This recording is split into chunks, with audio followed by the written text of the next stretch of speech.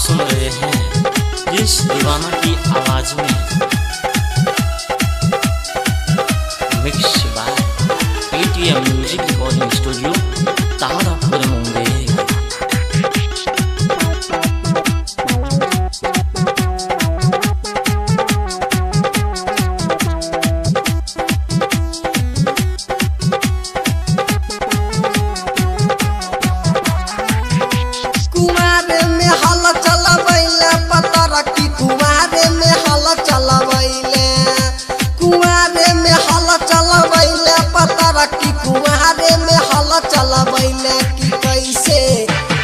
कैसे कोई तोहरा बसाती पता रखी तुम्हारे में हल चलबैल कि कैसे कोई तोहरा बसाती पता रखी तुम्हारे में हल चलबैल कुआरे में हल चलबैल पता रखी कुआरे में हल चलबैल कुआरे में हल चलबैल पता रखी कुआरे में हल चलबैल त कैसे कोई तोहरा बसाती पता रखी तुम्हारे में हल चलबैल कि कैसे कोई तोहरा बसाती पता रखी तुम्हारे में हल चलबैल।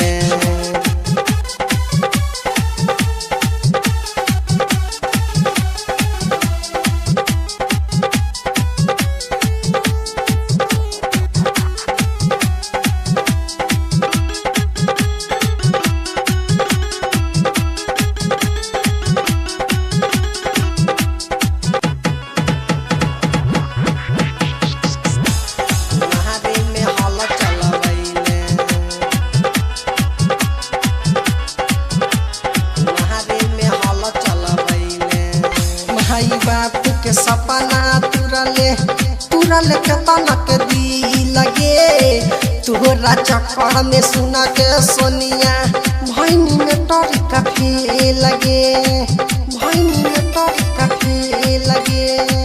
माई बाप के सपना तुरले केतना के दी लगे तोहरा चक्कर में सुना गे सोनिया भैनी में टरी कफे लगे।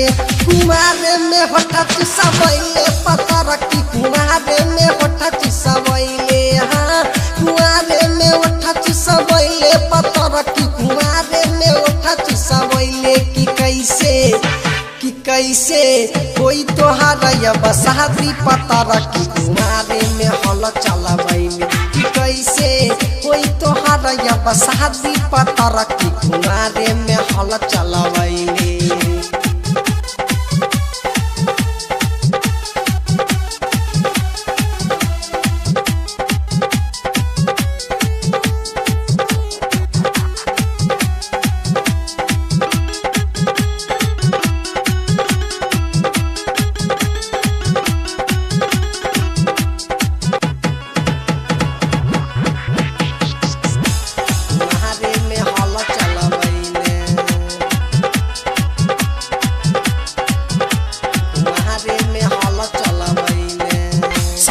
नसले लहरी नसले गन्ना खेत गे न जाने के तनहलई कन से कोइले रहुए भेट गे कोइले रहुए भेट गे। सरसा नसले लहरी नसले गन्ना खेत गे न जाने के तनहलई कन से कोइले रहुए भेट गे।